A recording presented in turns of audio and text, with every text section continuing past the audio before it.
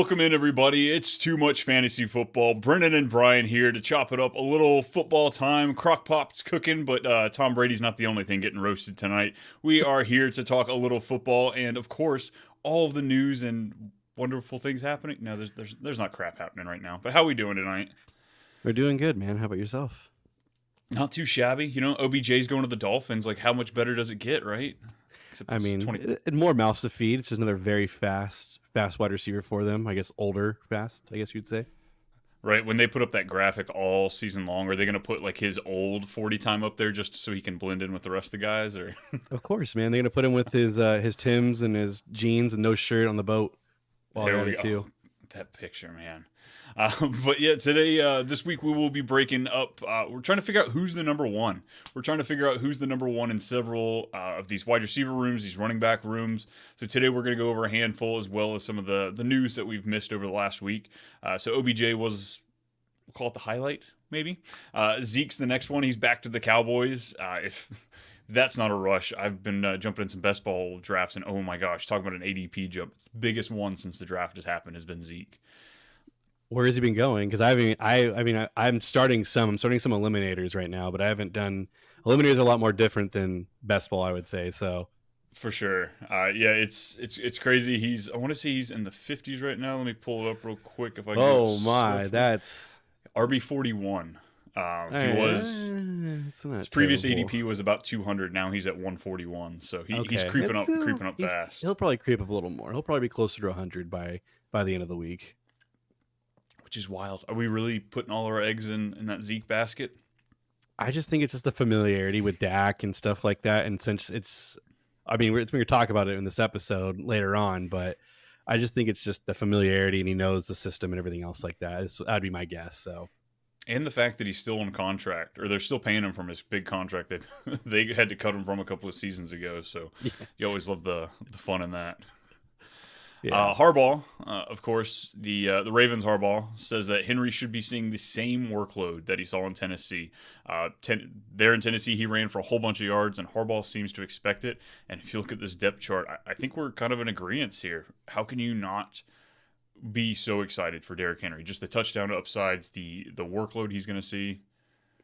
Yeah, I mean, in redraft, I'm all for it. Even for dynasty, I'd be all for him too. Just because, I feel like they're just going to run him to the ground. I feel like this is the chance you're going to use him to the fullest. I mean, everyone's speculating, they might save him for the playoffs, but I mean, I just think they're going to, with him and Lamar in that backfield with the running back option. I just think he'll be getting a lot of touchdowns. I don't think he'll be vultured from those touchdowns like people think. All right, use him, abuse him, and lose him. That is the new motto for the running backs. Speaking of running backs, we got Boston Scott heading to the Rams. Sean McVay's just trying to cause panic in the Kyron shares. No reason to panic though. It's Boston Scott, right? Yeah, I mean, unless they're playing the Giants, then I'd be picking him up and starting him. But other than that, I still think it's Kyron's backfield. I do think Blake Corum eats into it a little bit. I don't think Kyron's built to be a bell cow back like he was last year. So. But I'm not worried about Boston Scott. No, I think this is just to avoid picking up Darrell Henderson halfway through the season when they have got an injury. Najee, right? Always, if you want to come on the show, there, Darrell.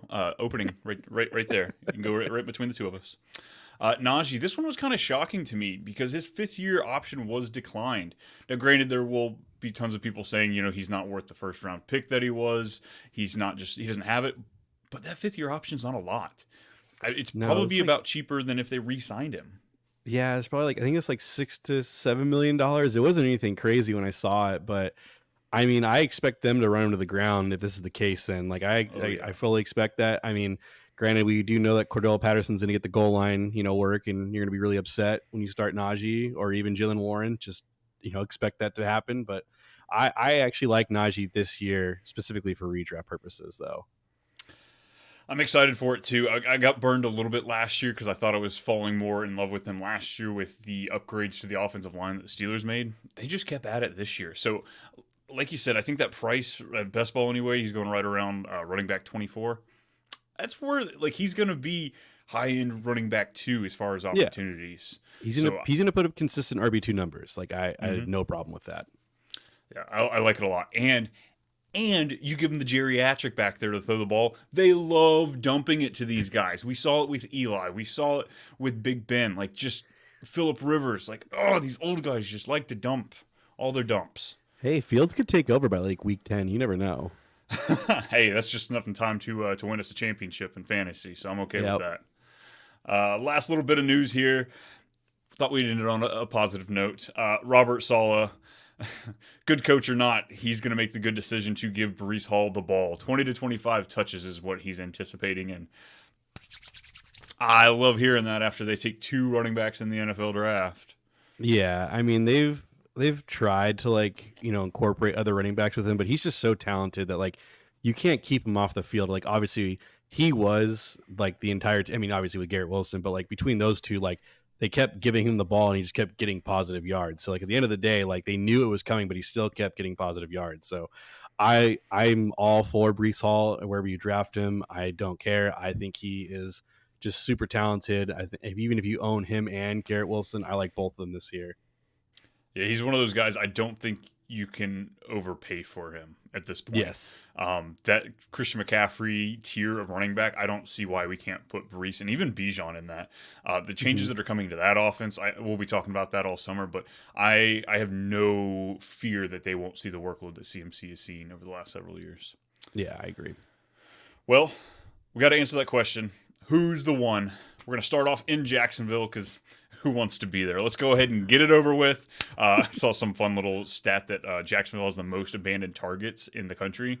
And, okay, yeah, it fits. Nobody likes Jacksonville. And that's not biased Colts fans talking about that here at all. Of course that is. Oh, my goodness. These people come for solid coverage. And they know, Brennan and Brian, we unbiased. We check that at the door.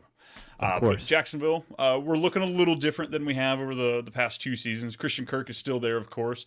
Brian Thomas got brought in the first round of the draft. Gabe Davis was signed in free agency. And, of course, Evan Ingram re-signed, I believe, before last season. Year. But in the last calendar year, he has been re-signed. Who's the number one? You have a favorite right now? Is ADP dictating that? What you looking at here? I think for me, like when you look at this, like if I broke it down in like structure wise, I think Christian Kirk is a very safe wide receiver 2. Like I think if you have him as your wide receiver 2 or 3, he is going to get you solid points for full PPR. Half PPR, I'm probably out on him, but for full PPR, I think he's solid for you, constantly getting those 100 targets, everything else like that. Brian Thomas is the gamble. I like to gamble when I play fantasy football. It's the whole point of why we play. I think Brian, obviously they had high expectations. They took him in the first round. For me, he's that, like, if you want to swing for the fences, he's that guy. I feel like I know Christian Kirk's going to put up steady numbers, but you just don't know what you're going to get out of a rookie wide receiver. But I feel like Brian Thomas's features is going to be somewhat similar to what Calvin Ridley had, with like around the 20%. If you can get that, I think that's where he's at with me personally. And then Gabe Davis is more of a best ball player. I'm out. I won't do it. I can't. I'll draft him in best ball all day long because you just know that you're gonna get like those random weeks where he gets 2 touchdowns for like 80 yards. I'm out though in redraft. I can't do it. It's hard to take Gabe Davis. 100% not touching him in any format except best ball, and still then it's going to be less than 10, less than 5% exposure. Only if I'm doing some sort of Jacksonville stack. But Christian Kirk, so the first year after that big contract, he was at a 23% target share, kicked down to 14% last year. But Calvin Ridley, he was the big dog out of the wide receivers, having a 22.4% target share. But Evan Ingram, he almost broke the record last year for most tight end receptions. So he had a 23%. I don't really see that changing too much for Evan Ingram. He might come a little closer to that 20%, but I still see him being a huge focal point, while Christian Kirk coming closer up to that 20 threshold. I think those two are really going to feast there in the middle, and then Brian Thomas, as he comes along, we're going to see those big explosive plays. But I'm firmly in the Christian Kirk is the number one in this offense, and I'm thrilled to have him at wide receiver 31. I think he's going to give you consistent low end or wide receiver 2 numbers with those burst games, Yeah, I definitely agree with everything you said. Evan Ingram, I feel like is a very safe tight end. Like I think if you are, he falls, where he's probably going like rounds 10, 11, if I had to guess. That's where his average ADP is. He's very safe. I just feel like you can't pass up on him because like tight end's always such a. I guess it's always like I try to avoid drafting tight ends at all costs, like at any point, and I just feel like Ingram's a very safe floor, and so I think he out of this backfield, he will be the number 2 no matter what. I agree that he will be the number 2 at his price. Though I'm out on Evan Ingram this year. I've been in on him the last 2 years, but that's because we were getting him past tight end 10. He's going at tight end 8 right now in best ball. Okay. And I think that's about what you're going to get on a consistency basis. Yes, he's finished up in there in the top 4, top 6, but I think a lot of that has to do with the fact that he's played most of the games, whereas George Kittle isn't going to play every single game. So that's going to affect his, weekly output. But Evan Ingram just does not see the touchdown volume that you need to see for him to give you those spike weeks. He may only finish top 5, top 3 a couple of times. And, it's because tight end, sometimes 14 points will get you the number 1 tight end week. And that's still nothing there. So where he's going right now, I actually don't like it just because there are some wide receivers I'm still interested in. There's some running backs. So this year I'm actually pulling back a little bit on Evan Ingram, but I am fully in on Christian Kirk and where the ADP is. Brian Thomas, though, like you said, it's a gamble I'll take all day long. I agree. So if you had to pick, who's your 1? I'm taking Christian Kirk as the top guy. I think he's the 1. But if I'm drafting a second guy from these 4, I think Brian Thomas is the next guy I'm willing to move on to. Okay. No Gabe Davis? No. How many times that dude just burnt me? He's been smacking me in the ass for the last couple of seasons. I'm done with that. You can have him. No, thank you. So it seems like Christian Kirk's the winner there in Jacksonville. I don't really see too many things that can really shake that up as we get closer to the season. Let's head to Tennessee. Okay. Let's talk about what's happening here. We've got Will Levis, a early second-round pick last year, showed some flashes. I believe it was his second game that he started, just absolutely blew it out of the water. We were so excited. Then we came back to earth a little bit. We did add more talent. Calvin Ridley came to town with a huge bag of money. Treylon Burks is still there. I've seen rumors and talks of possibly Tyler Boyd maybe going there if he doesn't re-sign with Cincinnati. He hasn't really done anything.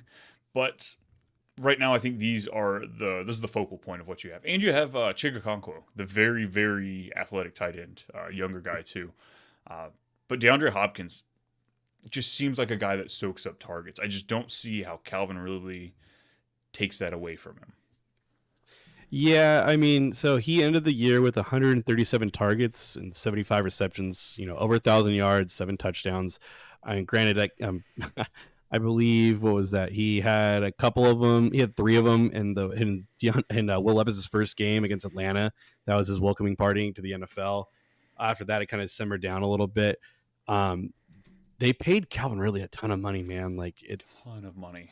And so it's kind of wild to me. Like, and they're both like similar to age, if I'm not mistaken, because Calvin Ridley's closer to 30. And I think DeAndre Hopkins he's 31. So, I mean, it's tough. Like, I don't know if I want either of these guys, like, to be honest with you, but if I had to pick one, I mean, I guess I'm going to follow the money. I feel like Calvin Ridley is I would say the one I think it would expect to have more fantasy points. But again, DeAndre Hopkins is just one of those just like wily vets who's just going to be constantly open, always runs clean routes, and he'll just be open for Will Levis. Now, will Levis throw an accurate ball?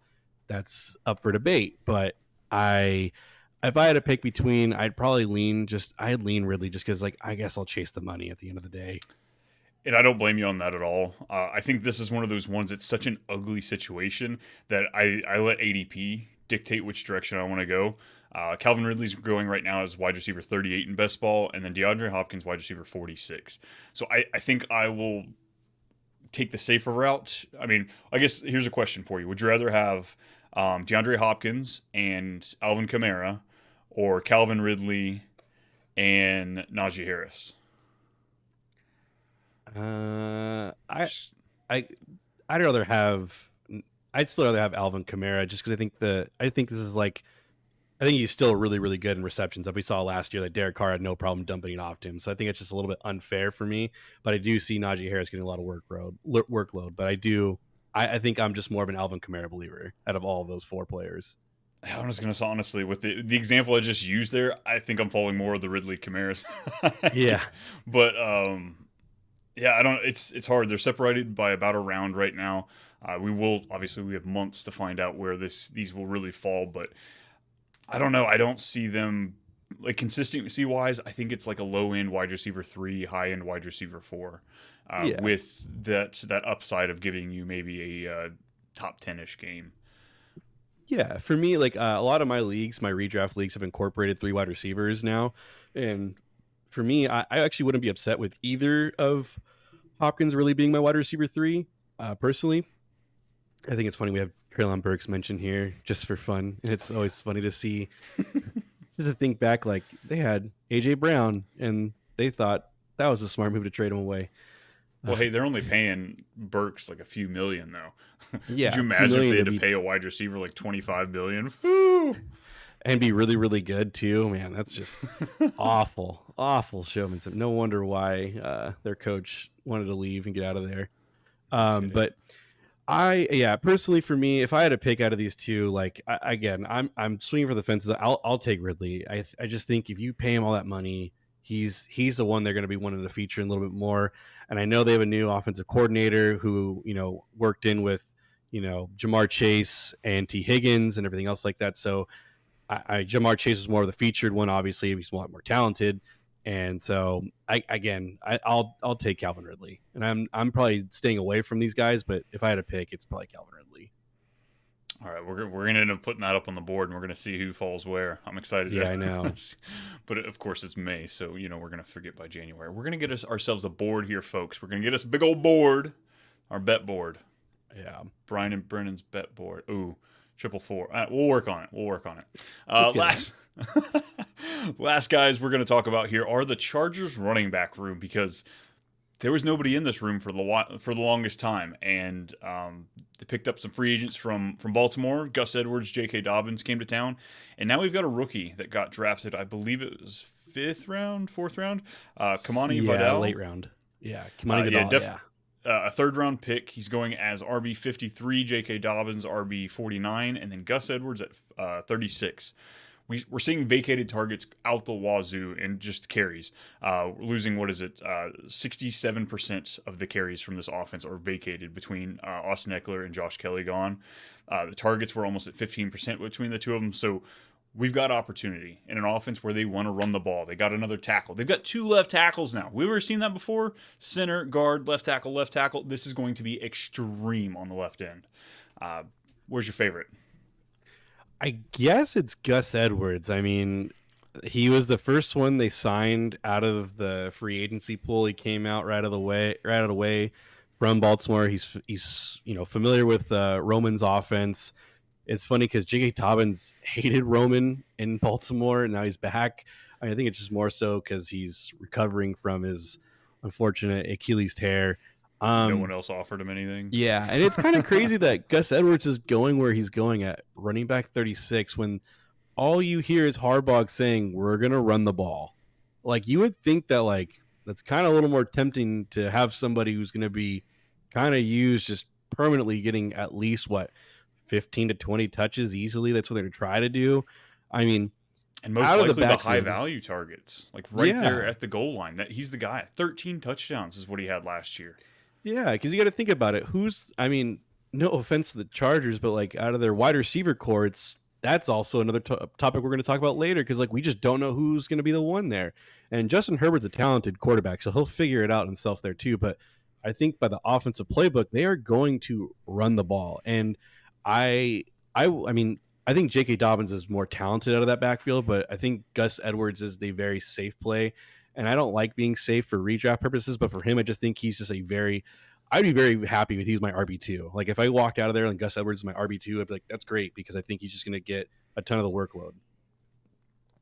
Yeah, my exposure to Gus Edwards right now is borderline unhealthy, because I just can't see a reason why he doesn't give you productive and a steady RB2 numbers with the touchdown. He doesn't even have to be good. I know he's 2 years removed from that ACL tear, but regardless, if he's only having to go 5 yards into the end zone, I'm okay with that. If he's giving you double-digit touchdowns as RB 36, he'll finish above that. So, yeah, the argument to not take him is just until the ADP is ridiculous. Like, at what point do you think that risk outweighs the reward? Like, if he comes to, like, approaches that RB 24, are you still okay with that? No, because I think if he's getting up there, I think it's more of like camp talk. They're like, yeah, Gus Edwards is the guy. I think he'll be a very slow riser when we get to like August time, around like, where redrafts start to happen. If you can take advantage now, I would do it. And for best ball, I would keep doing it like we were doing. I'd probably have an unhealthy amount of shares of Gus Edwards too, just because like at the end of the day, like I just think J.K. Dobbins is coming off an Achilles tear. I know Achilles tears are now kind of like a, no big deal, but I still think Gus Edwards was the first one they got and they signed right away. Kamani Vidal, though, is kind of interesting. I liked him in like late round flyers for rookie drafts, and so I just don't know if he'll see the field. He'll have to wait, just kind of see if someone gets injured and everything else like that. But he's someone that like I wouldn't be surprised we talk about like week 10, like Kamani Vidal is starting to get some touches. For sure, and I wouldn't be surprised if Dobbins doesn't make the 53-man roster. We can get into the end of August and they start trimming stuff up. Maybe Vidal starts showing, more of those signs that he can be that reliable second or third running back. And, they cut ties with Dobbins. So, I don't know. Dobbins is the scary one too. Because, I would say he's free, but he's RB 49. It's not exactly free. But we talk about Gus Edwards and what you're spinning him on. Would you rather have him? Guys he's going around is Austin Eckler, Brian Robinson Jr., or Devin Singletary. So I like him above all that. I think him and Singletary are right around the same for me. I think because Singletary can catch out of the backfield and Gus Edwards is not really his forte. And the Giants really didn't do a whole lot to add to their backfield during this draft. They kind of made it very clear that it's Singletary's backfield. So, and I'm out on Eckler. Sorry, I'm out on Eckler. I'm out on Robinson. It's just same, not my thing. But yeah, I think Gus Edwards is a steal, though. Yeah, I think the deciding factor between him and Singletary is I think their offense will be a middling offense. The Giants most likely are going to be a below average, bottom 12 offense. So I think the touchdown upside would be there. Singletary, he's I want to say he's a great option because, like you said, there's no opportunity behind him. But he could be nothing. He absolutely could be nothing. He could just be a dead spot on your roster going into your best ball lineups. You got anything else for the Chargers backfield, though? It seems like Gus Edwards seems to be the consensus. We're happy. I think Gus Edwards is the consensus. I think people would be pretty happy if they got him at RB36 come August. I don't think that'll be the case, though. But I think right now it's a good best ball draft. Yeah, unfortunately, I think we're going to have to pay a real price for him if we want to have him on redraft teams. Yeah. Well, cool. That is going to wrap up this episode. We were just covering a couple teams today. Come back tomorrow, and you will see us covering the Niners, Green Bay, and Cincinnati. And we've got to check out those rooms and see who's the one. Before we get out of here, Brennan, you got anything else for everybody? I've got nothing, man. We've got nothing. Nothing but time. We'll come back next time, and we will see you then. Until then, goodbye.